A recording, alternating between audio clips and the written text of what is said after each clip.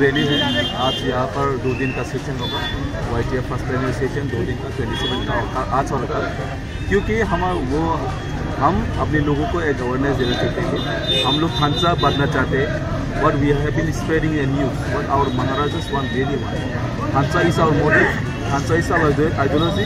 आज सारे युवा यहाँ पर जो मौजूद है, हम लोग एक साथ खाना खा के, हम लोग एज ए फैमिली, एक भाई अपने घर की हिसाब से हम लोग खाना खा के, हम लोग खाना जो हमारा तिपरासा लोगों को क्या चाहिए, यही हमारा यह सेशन में डिस्कशन होगा।